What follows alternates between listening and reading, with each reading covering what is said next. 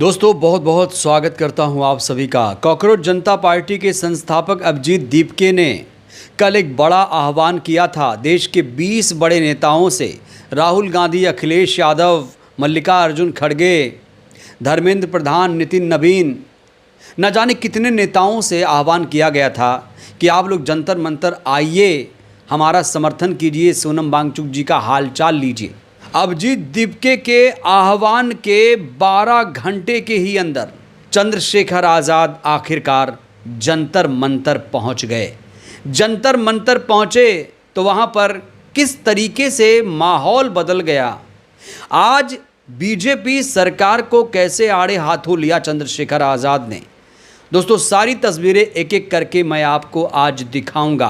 वहीं आज पूरे देश को तमिलनाडु के मुख्यमंत्री विजय थलपति ने कैसे सरप्राइज किया है, दोस्तों वो खास वीडियो भी मैं आपको दिखाऊंगा। लेकिन शुरुआत करेंगे इस वीडियो से। चंद्रशेखर आज़ाद से यहाँ मुलाकात करने पहुँचे थे अभिजीत दीपके। चंद्रशेखर आज़ाद के आवास पर, दिल्ली में जो उनका आवास है, वहाँ पर अभिजीत दीपके बाकायदा चंद्रशेखर आज़ाद से मिलने पहुँचे थे। और जब यहाँ अभिजीत दीपके पहुँचे थे तो इन्होंने कहा था कि आप शोषित, पीड़ितों, वंचितों की आवाज़ हैं, आपसे देश के युवाओं को उम्मीदें हैं, आप अगर हमारे आंदोलन में आ जाएंगे। हालांकि वो अब किसी व्यक्ति विशेष का आंदोलन नहीं है, क्योंकि सोनम वांगचुक जी जब से भूख हड़ताल पर बैठे हैं दोस्तों, अब ये प्रदर्शन जन आंदोलन बन चुका है। जैसे ही अभिजीत दीपके ने चंद्रशेखर आज़ाद से गुजारिश की, 2-4 घंटे के अंदर ही चंद्रशेखर आज़ाद दिल्ली के जंतर मंतर पर पहुंच गए। अभी तक विपक्ष का कोई भी बड़ा नेता, वो नेता जिनसे गुजारिश की गई थी कि आप दिल्ली के जंतर मंतर पहुंचिए, लेकिन वो लोग नहीं आए अभी तक। पता नहीं इसमें क्या सियासत देखी जा रही है। नेता विपक्ष राहुल गांधी भी नहीं पहुंचे, अखिलेश यादव जी भी अभी तक नहीं पहुंचे। तो चंद्रशेखर आज़ाद से जैसी उम्मीद की जा रही थी, आखिरकार वो उम्मीद पूरी हुई।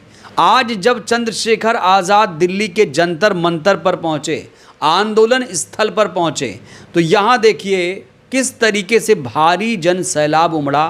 दोस्तों ये तस्वीर आप देखिए, ये ट्रेलर देखिए।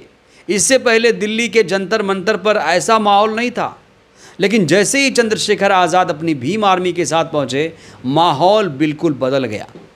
यहां पहुंचते ही चंद्रशेखर आज़ाद ने तुरंत सोनम वांगचुक से मुलाकात की और उनका हाल चाल जाना। चंद्रशेखर आज़ाद ने कहा कि सोनम वांगचुक महान योद्धा, क्रांतिकारी हैं। नौजवानों का ये इनकलाब रुकने वाला नहीं है और ये कोई व्यक्ति विशेष का आंदोलन नहीं है, कॉकरोच जनता पार्टी का आंदोलन नहीं है, ये अब देश के सभी युवाओं का आंदोलन बन चुका है।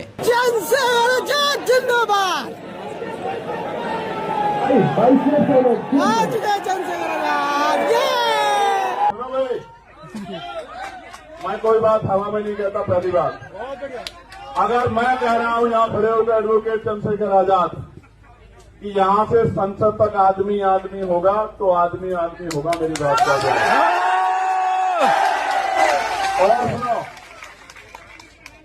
महापुरुषों की तस्वीरों के अलावा झंडा भी कोई नहीं होगा, क्योंकि इस आंदोलन के साथ खड़े हैं।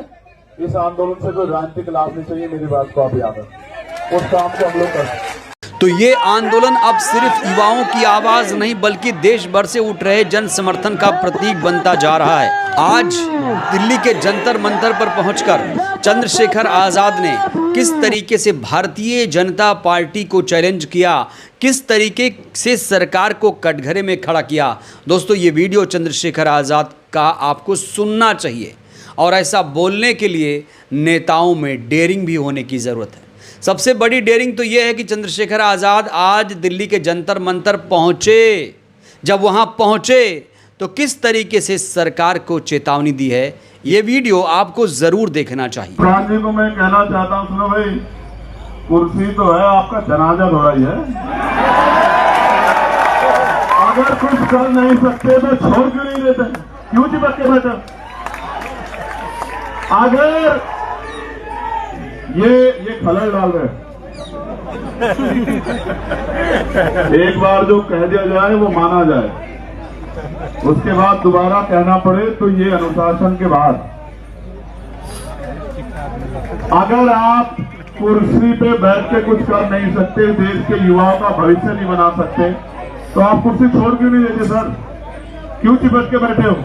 जब देश के युवाओं को आप जैसा शिक्षा मंत्री चाहिए ही नहीं है तो काहे में चिपक के बैठे हो?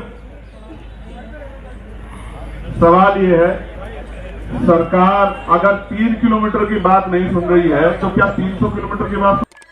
ये तो नौजवान है और नौजवान जब से अंग्रेज लेता है निजाम बदल जाते हैं, मेरी बात को आप याद रखना।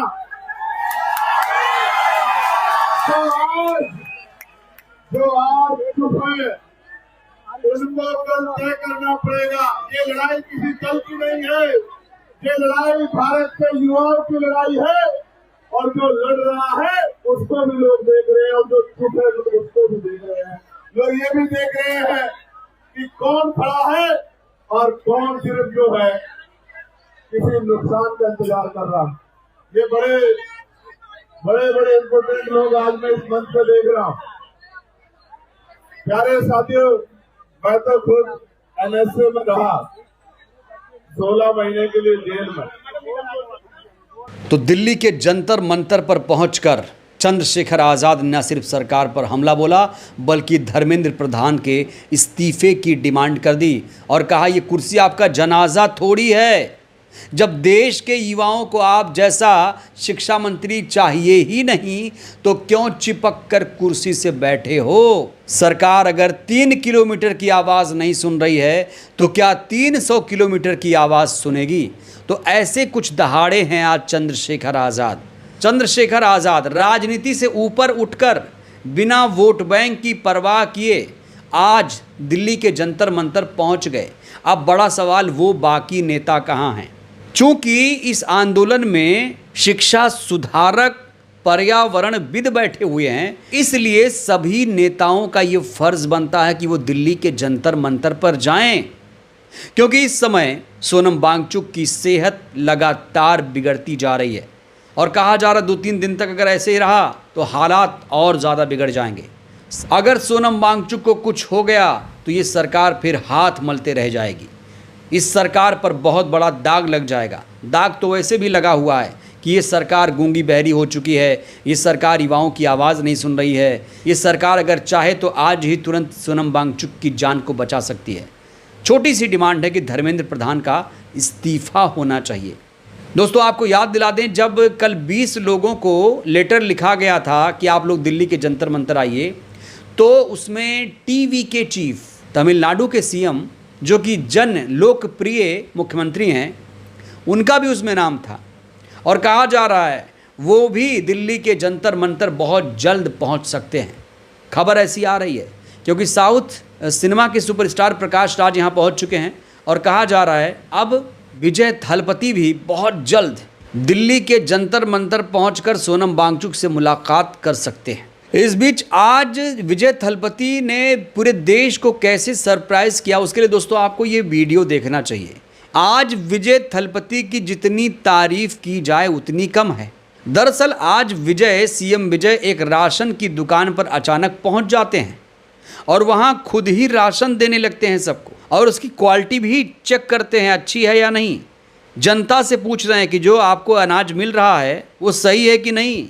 तो इस समय देश में क्या कोई ऐसा मुख्यमंत्री है?